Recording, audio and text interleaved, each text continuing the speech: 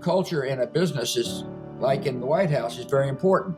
And the culture cannot be one based upon self-satisfaction or politics. It's got to be one based upon love of country and service to others. We can't solve all problems, but we have proven through PEPFAR that we can solve big ones. I'm a believer that we're all God's children, and the idea of people needlessly dying and creating a plethora of orphans and knowing Al-Qaeda was active in Africa, all of a sudden my moral view and my national security view became aligned. And I said, let's do something about it. Welcome to Straight Talk, a podcast about big ideas featuring candid discussions with some of the world's foremost thinkers and doers. I'm Hank Paulson, chairman of the Paulson Institute, and today I'm speaking with President George W. Bush. George W. Bush served as President of the United States from 2001 to 2009, 8 of the most consequential years in American history. During his presidency, he led America's response to the September 11th terrorist attacks in 2001, the Iraq and Afghanistan wars, and the 2008 global financial crisis. He led a number of historic humanitarian efforts, including the President's Emergency Plan for AIDS Relief, PEPFAR, and the President's Malaria Initiative. Before serving as president, he served as governor of Texas and worked in the Texas oil industry. Since leaving office, President George W. Bush has led the George W. Bush Presidential Center at Southern Methodist University in Dallas, Texas. Today, he remains actively involved in issues of national and global concern through the George W. Bush Institute, a policy institute that is part of the center and operated by the George W. Bush Foundation. He continues to emphasize education, global health, human freedom, and support of the military. Mr. President, welcome to the podcast. It's an honor to have you on, and I'm really looking forward to our conversation. I'll always be grateful for the opportunity you gave me to serve as your Treasury Secretary and for your steadfast leadership of our country, particularly during the global financial crisis. We're going to spend most of today's conversation talking about one of the most important and least understood initiatives of your presidency, the PEPFAR AIDS program, which celebrates its 20th anniversary this year. But before we get to your policies and presidencies, let's start with George W. Bush, the man. You had a very unique upbringing as a child of a storied political family. What are the most important lessons that your father and mother instilled in you? That no matter how I behaved, they would love me. They also taught me that setting priorities in life is very important, which was important later on in my life because one of their priorities was beyond their faith was their family.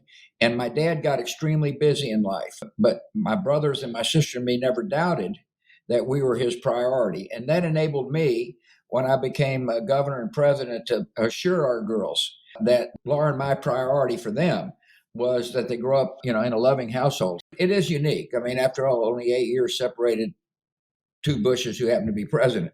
But the life lessons that I learned from my dad and mother are applicable all across our society.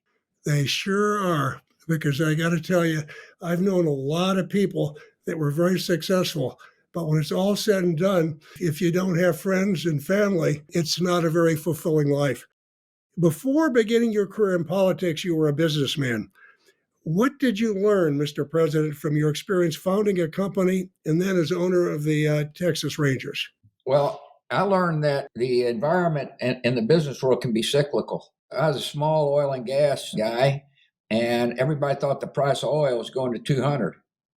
And therefore, there was great optimism and unrealistic optimism. As a result, there's a lot of lousy investments, it turns out, because oil is a commodity and the price didn't go up forever. It went down. And I witnessed a bank run. First National Bank of Midland had a run, and I happened to be over there with a buddy of mine, and we watched the run. And my only point is that the marketplace can be pretty cruel. And therefore, in the business world, you got to be aware of risk and reward. The other thing I learned in baseball was to find people who knew the definition of a good outfielder and delegate to them and say, go find a good outfielder. If we need an outfielder, you go find the outfielder. Those are important lessons, which I know I extended to my time in public office. Mr. President, I can tell you it made a huge difference. Business is a noble profession, and business creates the jobs, and they grow the economy. And you knew how to relate to business, how to ask the right questions with business, and you sure knew that.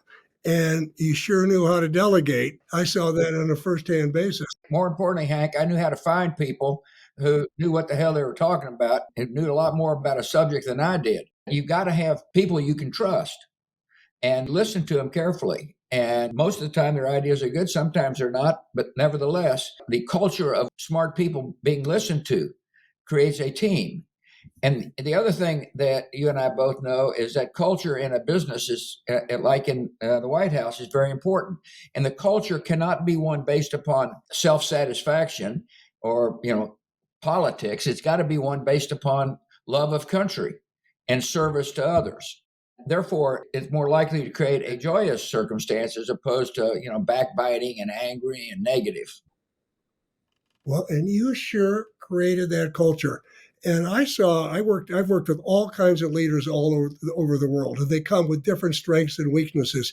But the best ones are like you, Mr. President. They surround themselves with people that help play to their strengths and make sure that they, get all the facts. The other thing that really pleasantly surprised me on the upside when I came to your administration was your decision-making process.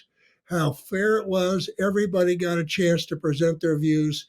It was really quite remarkable. Now, I'd like to discuss an area that you and I worked on most closely, the global financial crisis. And as you said, you'd witnessed bank runs earlier in your career. There was a time before we stopped the panic and recapitalized some 700 banks when we were looking at the prospects of another Great Depression. But you remained calm throughout. So, what are the George W. Bush crisis management principles? Well, step one is to remain calm, because if a leader panics during a stressful period, others will panic as well. Secondly, you got to have faith in the people that surround you. I had great faith in your capacity, Bernanke's capacity to rally a team of smart people. And I remember when you came in the Roosevelt room with a bunch of the financial experts, some of whom I had known, Ken Wilson, for example. And I'm looking around the table and saying, these guys know what they're talking about. These men and women are smart. They're capable. And once you have that confidence, I didn't know what the outcome was going to be. Of course, none of us knew. I mean, this was a cascading problem. And so delegating for me was a very easy decision because I trusted everybody. Once you trust people, then it's much easier to project a sense of calm. Plus, I had a lot of other stuff going on. I mean, the financial meltdown was the big guy, but we had troops in Afghanistan, troops in Iraq. We had Russia invading Georgia. I mean, we had all kinds of stuff going on. But yeah, calm is essential for leadership. And the other thing that really struck me about you was the fact that you put politics aside and you said, what's best for the American people? Anybody that knew you weren't a big fan of Wall Street, right? And you didn't particularly love the auto industry either. But you kept saying to me, do what you need to do to save our economy, right? Do what you need to do. And the other thing was support. I remember a time when it was the darkest, right after I thought we'd recapitalized the banks and Citibank was ready to go. And you came over to see me at Treasury and you said, Hank, are you sleeping? And I said, I'm not sleeping that well. And you said, why not? And I said, I don't want to be Andrew Mellon. You laughed. And I said to you, listen, no one's heard of Mellon, but they've heard of Hoover. And you said, Hank, that's ridiculous. We're not Hoover, we're Roosevelt one, right? And you should welcome this. You've prepared your whole life for this. We've had a lot of time to work together. What if this had happened with an incoming administration and they didn't know each other? Welcome it. So I remember, I thought that was terrific. I truly believe that. And by the way, on the autos, I was so damn sick and tired of bailing out these terrible investments. You came in and said the autos are about to fail. And I said, let them fail, Hank. And you said, Mr. President, if you do, the psychology of the country is too fragile. And if it happens, we're back to where we were. And you made a hell of a case. I said, all right. And then you put together a hell of a deal, a debtor in possession type instrument that was then undermined later on. But nevertheless, by doing that with particularly General Motors, it really kind of calmed down the nervousness. Yeah, because what would have happened was if General Motors had gone down, it would have taken down Ford and Chrysler, and then all of the suppliers, and there would have been a couple a million people out of work because the banks weren't able to provide the normal debtor in possession funding that you have during an industrial bankruptcy. So you saw that, and what I really appreciated, it was the last thing you were looking to do on your way out the door, right? You sure weren't want to say, well, guess what? I want to bail out the auto industry. You held your nose and you did it. It made a big difference. Mr. President, you were a great leader, and I felt that when I brought you bad news after bad news, rather than clocking me across the head, you just encouraged me. And I remember we always had this joke: "Is this enough dynamite to stop it?" Right? It never was. and, in a Citigroup, you asked me if it was enough dynamite, and I said if it wasn't, I was going to put a stick in my mouth and light it. Right? So, so in the event, now let's talk about the President's Emergency Plan for AIDS Relief, known as PEPFAR. This transformative effort to prevent and treat AIDS in Africa is celebrating its 20th anniversary year.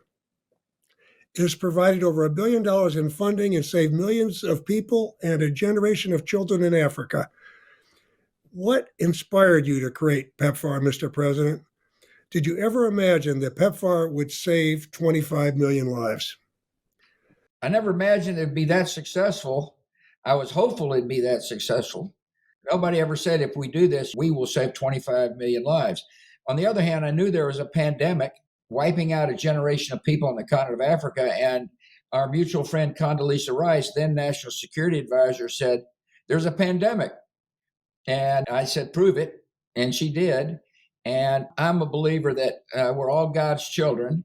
And the idea of people needlessly dying, or what appeared to be needlessly dying, and creating a plethora of orphans that would be looking for love, and knowing Al Qaeda was active in Africa, all of a sudden my moral view and my national security view became aligned.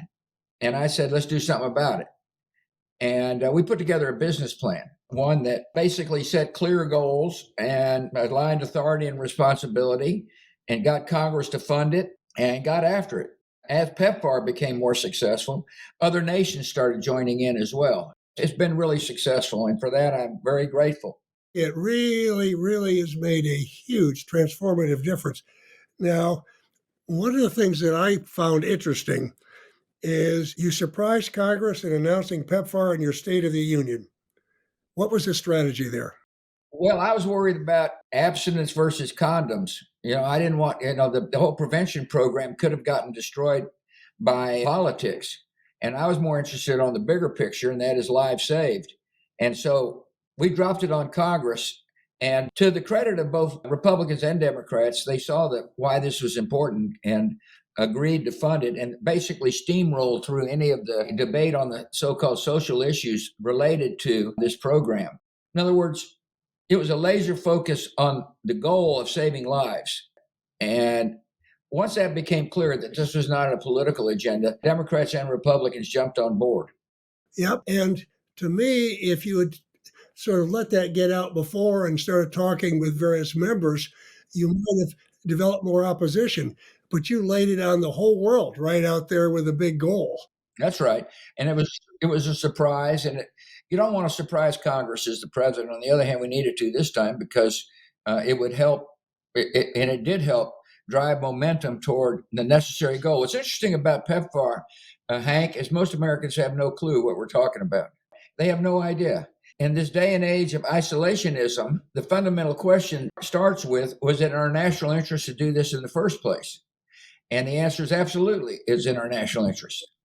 Boy, do you see that. I was with my family in July of 2021 in the Southern Cone, South Africa, Namibia, Botswana, Zimbabwe, Zambia.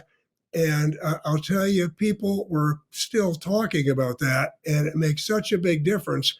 But today you see China all over Africa, right? and talk about dropping something on Congress. So there's one other time you and I decided to do it, which was Fannie and Freddie, right? And we realized if we let it leak out that we were getting ready to nationalize them, put them into conservatorship, there would be a result. But once we did it, they all came on board, right? Well, one of the problems we had with Fannie and Freddie is they were unbelievably politically connected. And I mean, they had wonderful allies on the Hill and that were unwilling to kind of get rid of the implicit guarantee. And therefore, they could make all kinds of wild investments. So I'd like to come back and build on a point you started making with PEPFAR, because you have a degree from Harvard Business School, which is quite unusual for a president. How did your business school training affect how PEPFAR program was designed and executed? The business school was a confidence booster for me. I was kind of floating around after college. I flew jets. I did this. I did that. My dad heard I'd gotten into Harvard Business School, and he said, "Are you going to go?" I said, "No, I spent too much time on the East Coast. I'm not that interested in going." He said, "You ought to think about it because it'll broaden your horizons." When I look back at life, that was unbelievably sagacious of him. And I went, and it did broaden my horizons. I don't think Harvard Business School can teach you how to be a president, but it can give you principles on how to manage, because the job of the presidency is a management job. In order to make PEPFAR work, you had to have clear goals. If you have clear, easy to understand goals and measurable goals, then it's much easier to achieve a mission. Mr. President, as you know, the best ideas in the world don't go anywhere unless you design a program that'll work. And you had metrics. And the other thing that I loved about the PEPFAR program, watching it from afar, because I wasn't in your administration yet, but what you did, you realized you got it to implement something. It really takes buy-in. And you got buy-in from the African leaders and figured out how to assist them, give them the tools they need, but hold them accountable. And you could write a great Harvard Business School case on PEPFAR. Yeah, I probably won't, Hank. What's very interesting is it basically, what you're suggesting is that America changed its view of foreign aid. It was no longer how much money you're giving, but how effective is the money that you're providing. And in order to make PEPFAR work, you had to have buy-in from local governments. So, for example, I spent some time with Kikwete the other day, who is the president of Tanzania. He reminded me about the time he went on TV to get tested for AIDS. So this is very early in PEPFAR. There was little testing going on. A lot of Africans were worried about getting tested for fear of what they might find out. And Kikwete goes on national TV with his wife and gets tested. My only point to you is that if you can get buy-in, in other words, if the local leaders view this as a joint venture, as opposed to, here's your money and you must spend it this way, you'll get much better results. The European model, by the way, was measure us based upon how much money we give based upon our GDP, which was not results oriented. It was like, dump it into the deal and say, even though things may not have improved, at least we spent money. I used to get in arguments with like Jacques Chirac about this, saying, this isn't helping, Jacques. What we need partnerships. And thankfully, when I was president, there was enough leaders that were capable of leading. They sure were, and it made a big difference. Now, Mr. President, people talk about the Lazarus Effect when they talk about PEPFAR. And for those of our listeners who don't know the Bible, Lazarus was the man who had been dead for a number of days, was in the tomb, and Jesus raised him from the dead. You've seen this firsthand. Can you share with us what it was like to meet people that thought they had a death sentence and are still alive today? It's the epitome of joy. People say, what's joy?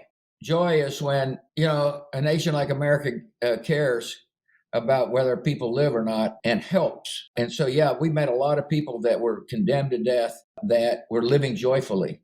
In America, the land of plenty, we got a lot of people who don't really understand joy.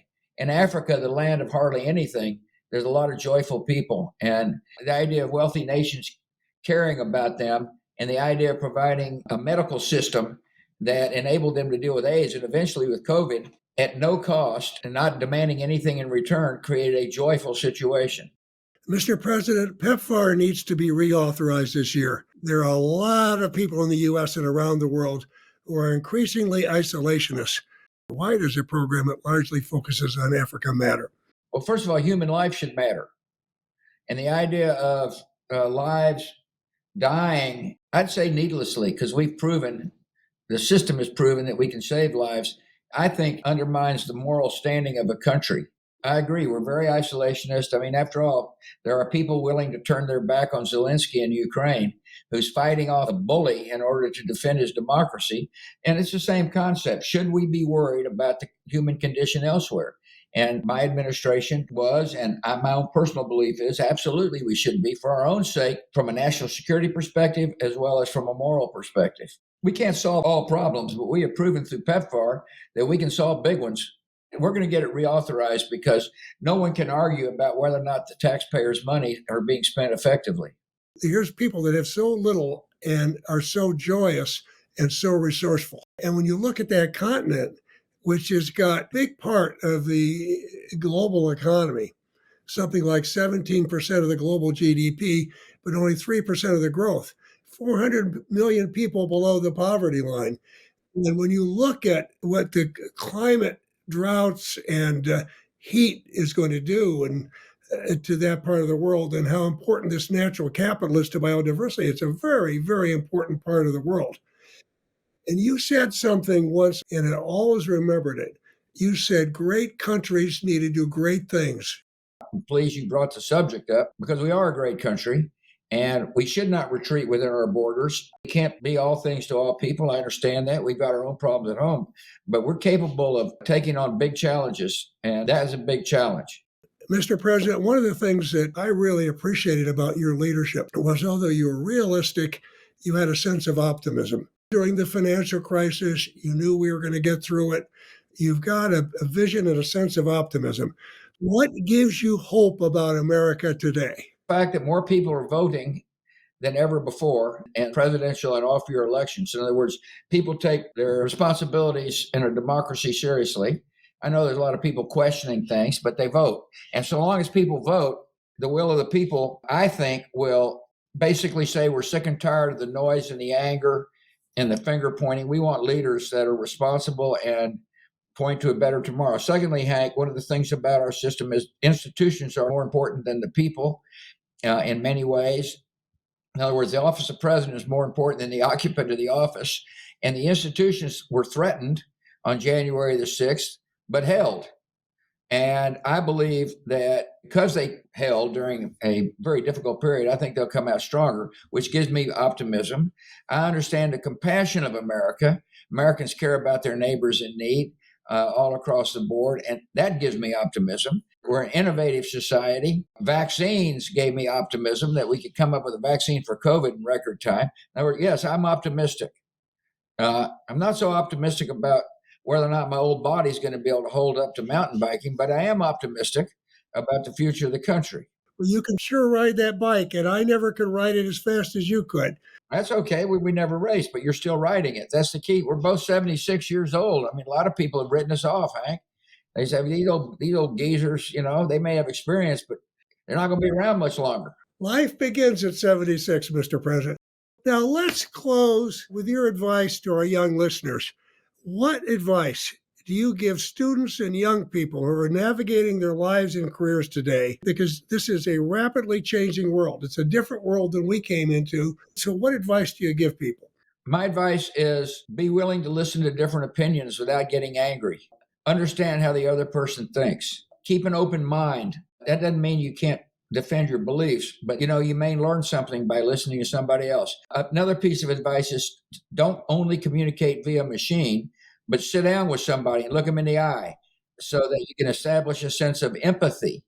I'm worried about the post-COVID era of kids being shut out of school and they miss that whole social relationship important to developing. I'm worried about companies not having people at work and, going on Zoom and all the time. And I think we're going to have to get back to a society, and I urge the young people to take the lead in this, where you sit down with somebody and listen face to face. I know when I was president, and when you were leading an institution and then Secretary of the Treasury, the only way that you really communicate with somebody is first understand how they think. And once you understand how they think, You can communicate better, and the only way you can figure out how they think is look them in the eye. And Mr. President, I'm going to add to that because I saw it real time from you. Because when I came on the last 2.5 years of your presidency, you said one of the reasons I'm bringing you on is I want you to listen. I want you to work with Democrats and Republicans up there. And so you encouraged me, and I did, to build a relationship with Pelosi and with Schumer and with Barney Frank in addition, because you can't get anything done unless you're able to work and compromise. And we needed that during the crisis, right? Absolutely. The market helped when it got corrected by like $750 billion in one day when they wouldn't pass TARP. But this is an issue most Americans can't even discuss rationally, Hank. First of all, the taxpayers got their money back plus interest. Secondly, we didn't have a depression. And thirdly, interesting lessons learned case, which may be applicable to today's period. One of the things, you get these ideologies about free markets, right? And one of the things you realize is if we didn't take actions, there weren't going to be any markets left to defend, right? Yeah, I did. I told you, I said, you handle the policy, which you did brilliantly, and I'll take on the politics. Because bailing out Wall Street with taxpayers' money was not a real popular move. And people are still somewhat angry about it. On the other hand, I defend what we did to the hilt. The right decision then, and it would be the right decision today under same circumstances. It sure would. So, Mr. President, thank you. This has been terrific. You've covered a lot of ground, given our listeners a lot to think about, and provided some sorely needed inspiration. Hank, you're a good man. Thanks for your time. You have listened to Straight Talk with Hank Paulson, a podcast of the Paulson Institute. To find more episodes from leading thinkers and doers, please visit paulsoninstitute.org/Straight Talk or download on Apple, Google Play, Spotify, and Stitcher. And don't forget to rate and subscribe. Thank you for listening, and see you next time.